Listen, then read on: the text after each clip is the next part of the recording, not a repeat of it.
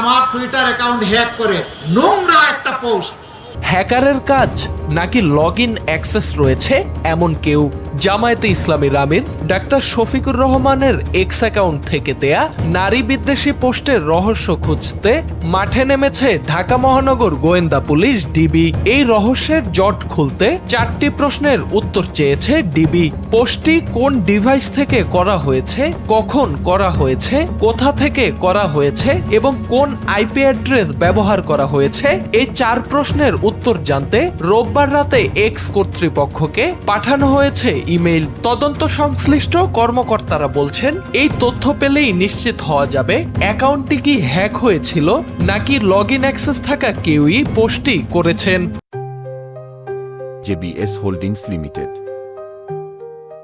তবে সোমবার সন্ধ্যা পর্যন্ত এক্স কর্তৃপক্ষের কোনো জবাব পাওয়া যায়নি বলে এক প্রতিবেদনে জানিয়েছে দৈনিক যুগান্তর।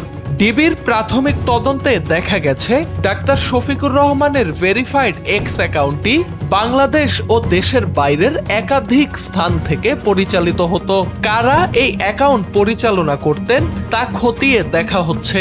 এই প্রসঙ্গে সাইবার নিরাপত্তা বিশেষজ্ঞ তানভীর হাসান জোহা বলেন, ডিভাইস জব্দ করে ফরেনসিক করলেই হ্যাকিং এর বিষয়টি নিশ্চিত হওয়া সম্ভব। প্রসঙ্গত, শনিবার শফিকুর রহমানের এক্স অ্যাকাউন্টের একটি নারী বিদ্বেষী পোস্টকে ঘিরে দেশ জুড়ে শুরু হয় তোলপাড়। ভোটের মাঠে সমালোচনার মুখে পড়ে জামাত। দলটির দাবি, অ্যাকাউন্ট হ্যাক করে উদ্দেশ্য প্রণোদিতভাবে বিভ্রান্তি ছড়ানো হয়েছে।